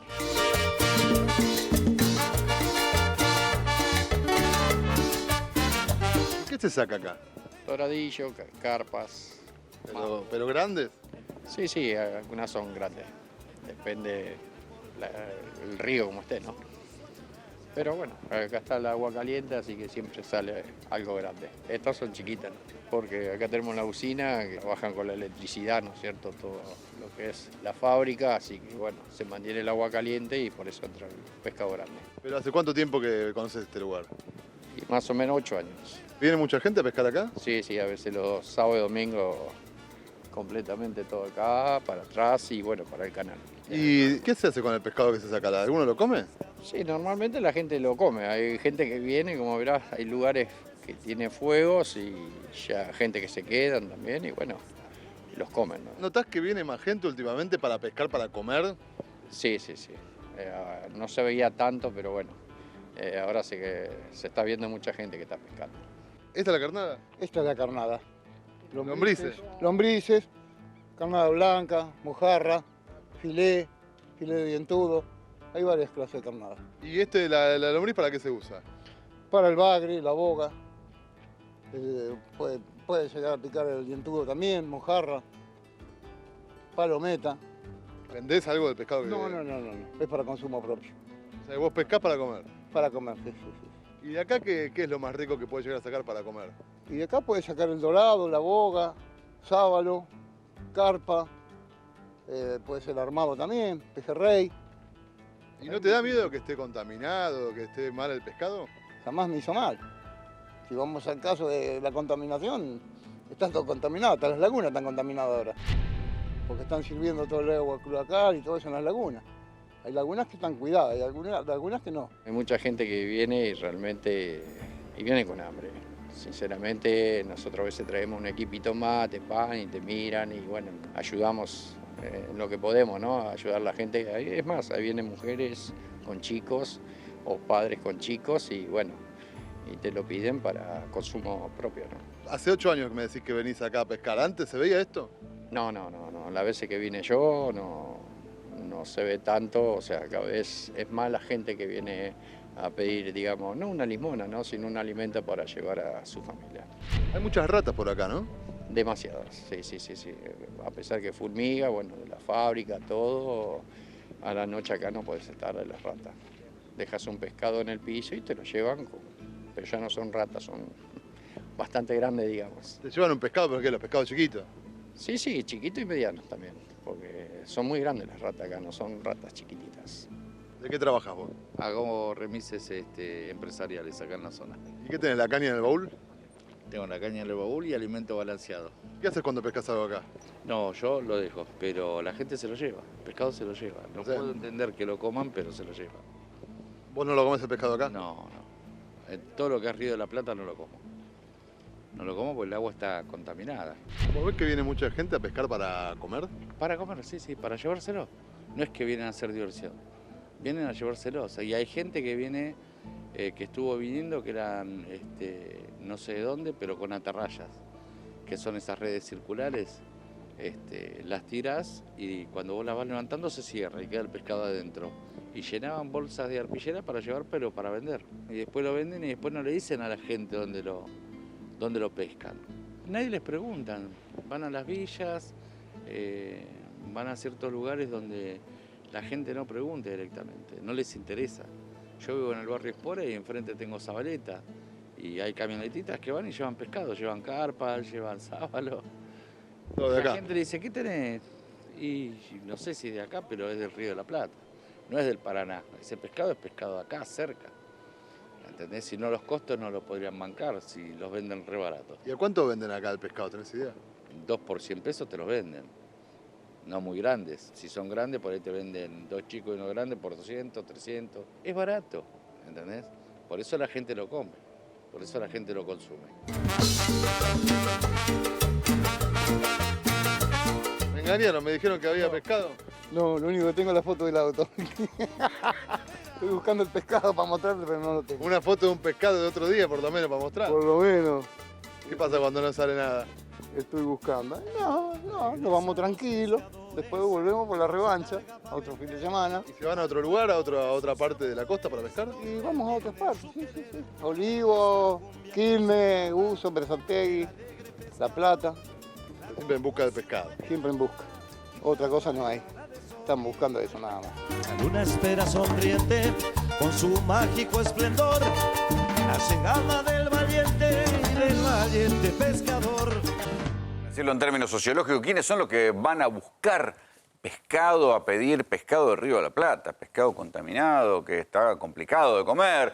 ¿Quiénes son? Los tipos que se cayeron en la indigencia, los tipos que no tienen para comer, cuyo ingreso, ya sea por planes sociales, por asignación universal por hijo, por pensiones, jubilaciones o por la poca guita que puedan ganar en una changa, no les alcanza para la comida. Y entonces, ¿qué hacen? El rebusque que puede tener cualquiera para comer. Van a comer a comedores, si saben de alguien que tiene un pescado, consiguen ese pescado para ver si comen alguna proteína, alguna carne. Y esto es lo que queda reflejado en las estadísticas, porque ¿cómo se pierde el poder adquisitivo? Los más pobres pierden el poder adquisitivo por muchos motivos. Obviamente porque se quedan sin laburo, pero también porque hay una inflación más grande entre los pobres. Claro, es increíble. La realidad es la inflación. Recién discutíamos, ¿no? Que el trabajador no tiene la culpa de la inflación. No le podés hacer pagar con la inflación al laburante. Y sobre todo cuando hablas de la inflación promedio, y los alimentos están por encima de la inflación promedio. Los medicamentos también. Las tarifas también. El transporte también. Y estamos hablando del promedio. Y sobre todo el trabajador, ahí veamos en este informe, la gente consume todo su salario, la mayor parte en alimentos. Y si los alimentos están por encima del promedio, y claro que la inflación va a perjudicar más fuertemente al decil más comprometido, al decil más pobre. ¿Un 7% de diferencia? Vos fijate, sí, bueno, pero este es el último trabajo que hizo la UMED. El último trabajo tiene que ver con el mes de junio. En el mes de junio, cuando la inflación promedio está acercándose al 56%, el decil más complicado tiene una inflación del 57,6%. Recordemos que el trabajador no acompañó la inflación. Ahí podemos ver, algún gremio cerró al 35 el que tiene laburo. Y si vos tenés una inflación del 57... Perdiste 20. Bueno, ahora, cuando 27. vos te venís acá, Rolo, vos te venís, claro, los más ricos, los más poderosos, el sector más reducido de la Argentina tiene una inflación del 50. Pero yo recién cité a un ministro, ¿no? Pero estos muchachos, sus empresas, están por encima. Las ganancias de los empresarios que tienen esta inflación tienen resultado por 80% en el caso de un ministro que escuché. Después tenés...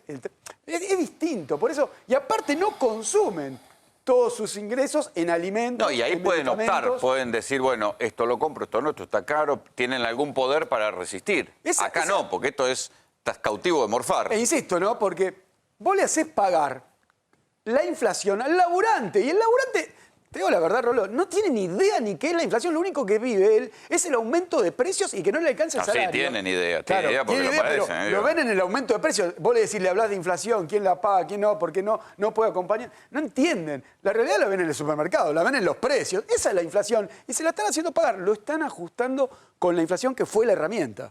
Quiero hablar un poco con Juan Pablo Godiveles de esa historia que me contaste. El único edificio nuevo que inauguró la justicia, ¿lo tuvieron que clausurar? Se le rompió...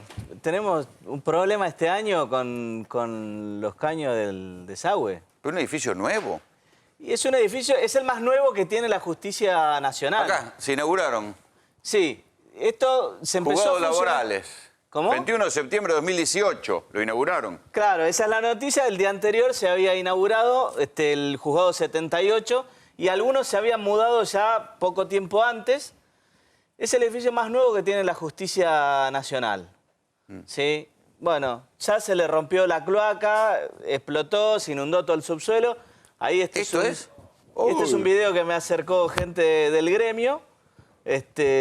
Donde, bueno... Ahora, después, ¿con qué autoridad? ¿Con qué autoridad moral te juzgan a un funcionario porque por incumplimiento de deber de funcionario público si hicieron este papelón? Bueno, lo que sucedió acá es que rápidamente cerraron, o sea, todo el paso de agua para que esto no pase a mayores. Ahí vos tenés el archivo del fuero laboral de mucho más juzgados que los que están ahí. ¿Se inundaron los expedientes? ¿Se mojaron? Se inundó donde está el archivo de los expedientes. Pero más allá de eso, digo, si revienta la cloaca, bueno, el olor es bastante desagradable. Esto es un edificio nuevo. Es el más nuevo que tienen, sí. Claro, hay dos cosas para pensar, lo que fue un accidente o que alguien construyó mal esto. Y ya sabemos lo que significa en la Argentina. Por eso te digo, después con qué autoridad moral te juzgan si no pueden ni hacer un edificio sin que se le rompa. Yo me arriesgaría a decir que este edificio lo compraron y lo funcionalizaron.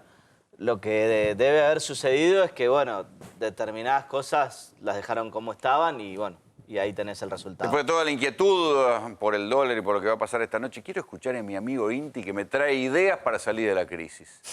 ¿Y ahora de qué te vas a disfrazar? A ver, ahora te quiero ver. Está complicado. Bueno, traje un videíto, mira, la verdad que yo voy a ponerle la mirada optimista al asunto. A mí me parece que gane quien gane, Argentina tiene 2 o 3 caminos claros que puede recorrer con mucha tranquilidad y que pasan básicamente por redescubrirnos a nosotros como consumidores de nuestro propio trabajo.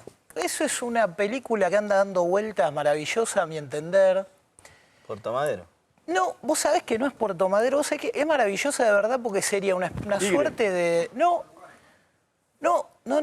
van a adivinarla fácil porque es como se está mirando desde un conglomerado de 14...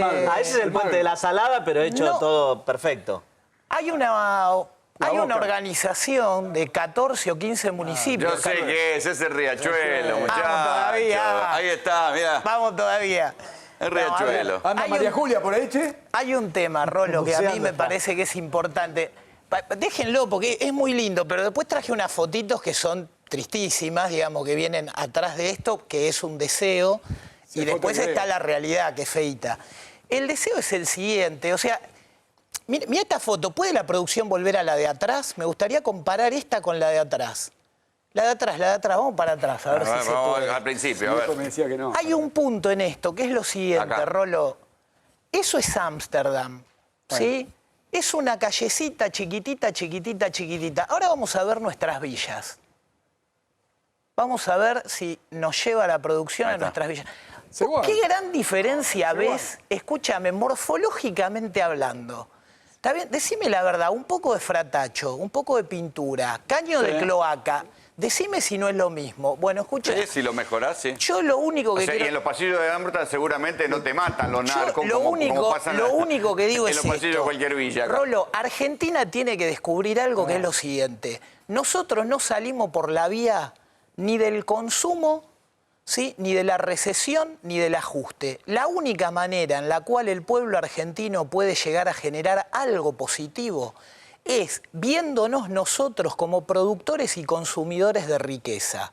Entonces yo lo único que digo es esto, hoy estaban hablando de las LELIQ, es verdad, si vos dividís el 1.300.000 millones de millones, ¿cómo es, Juan? 1.3 billones. 1.3 billones. Bueno, si vos lo dividís por el dólar a 45, da 28.000 millones de dólares que no hay para recomprar esos pesos y quemarlos, que es lo que habría que hacer. No hay. Revienta todo. Bien, ahora, lo que es muy interesante es decir, che, ¿qué pasa si agarramos a ese millón de familias que reconocimos que viven en villas y asentamientos y le decimos, de los que están un poquito mejor, levanten la mano los que están dispuestos a pagar alguna cuotita por agua potable, cloaca, asfalto, que no son la totalidad, pero por ahí un 25% te levanta la mano?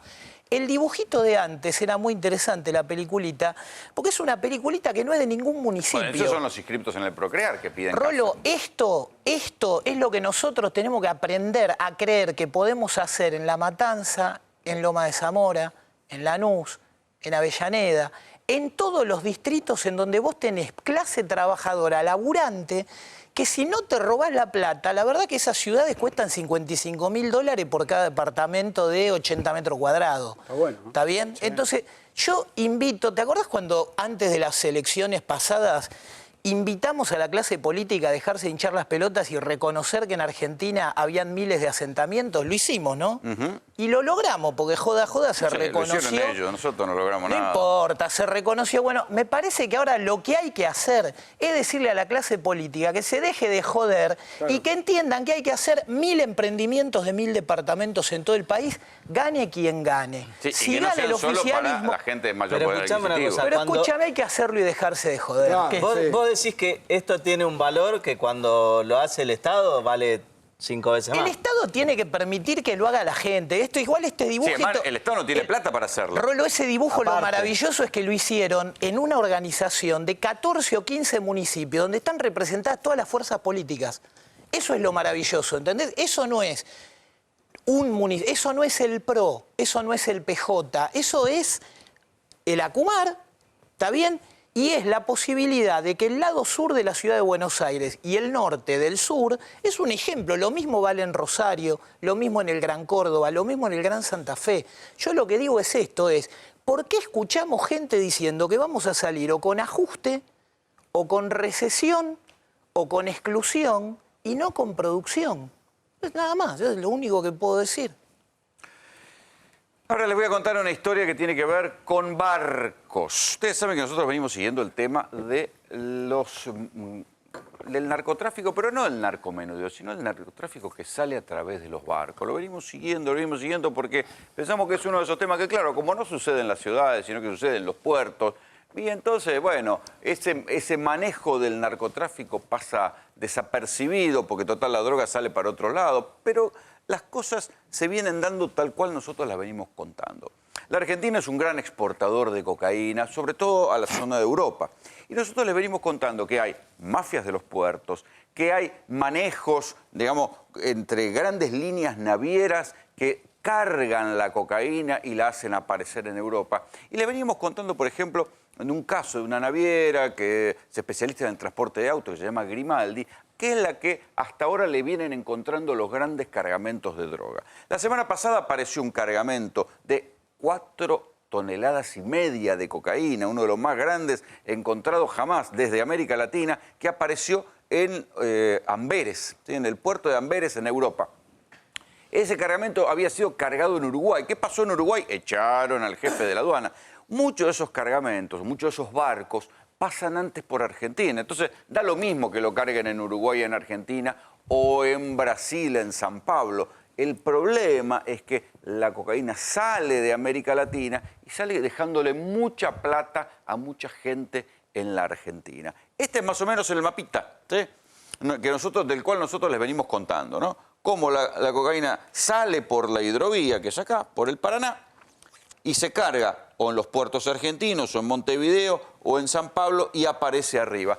Lo notable es que varios de estos cargamentos aparecieron en la misma naviera. Está el nivel de preocupación que ustedes van a ver ahora, un informe de la televisión brasilera sobre este fenómeno. Acá no le damos pelota, pero vean lo que pasa en Brasil. Ahora lo vamos a ver porque no lo tenemos todavía listo. Ahí está, ahora sí.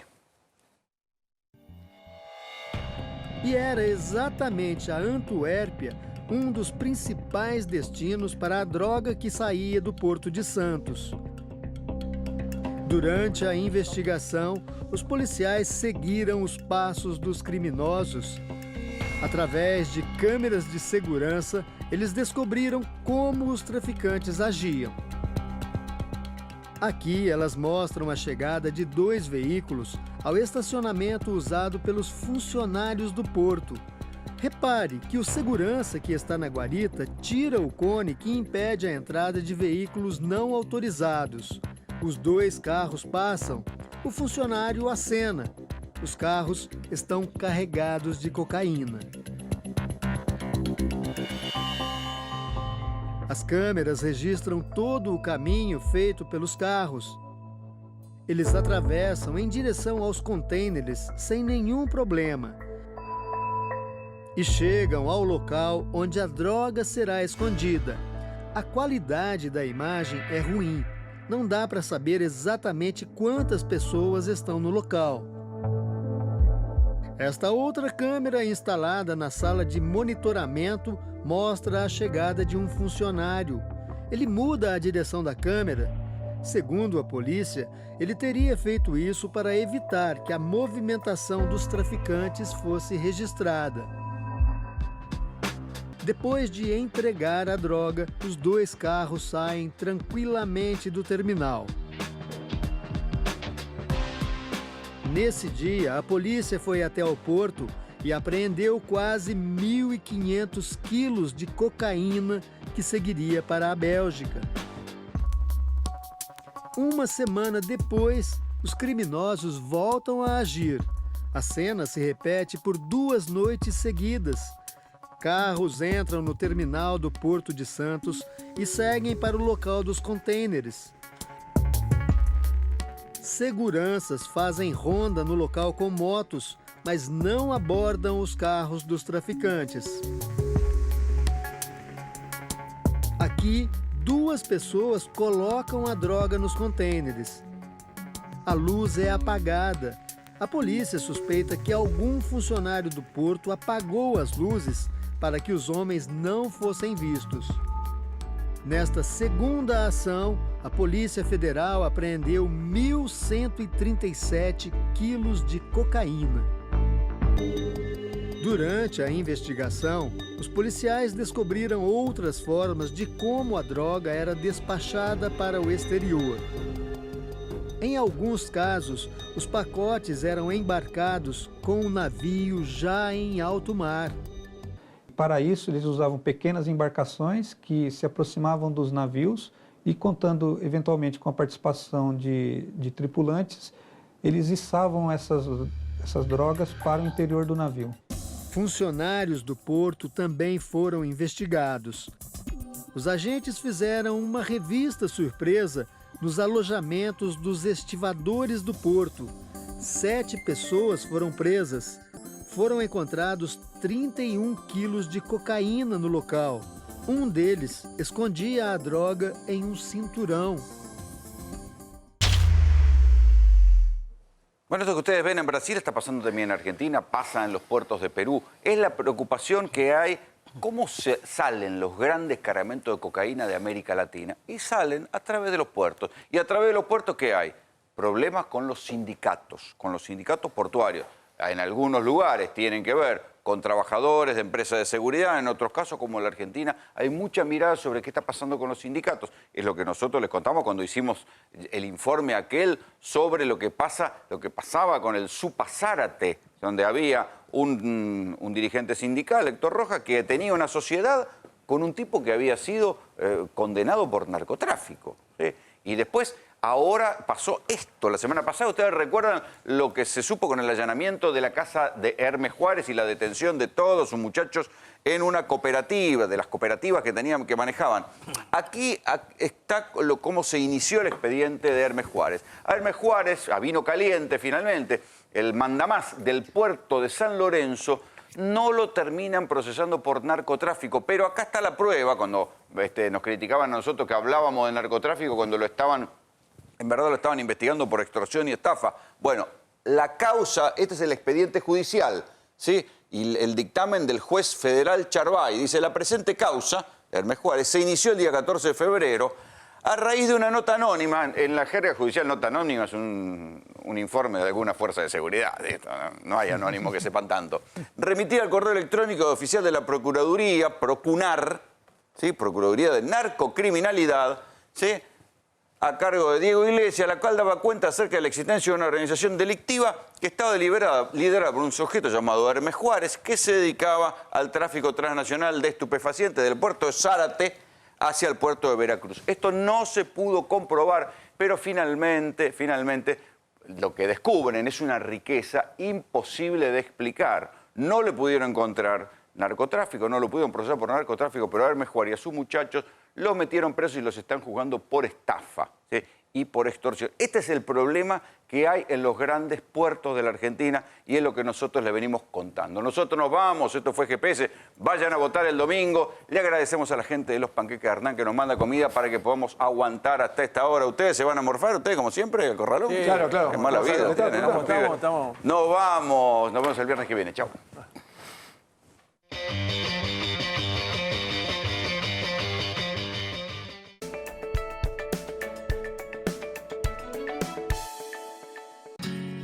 Elegimos estar solucionando para que las inundaciones ya no sean un problema.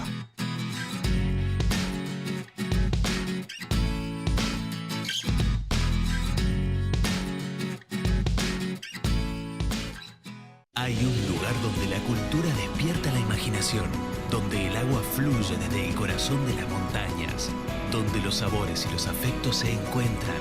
Una tierra que celebra los vínculos. Venite a San Juan.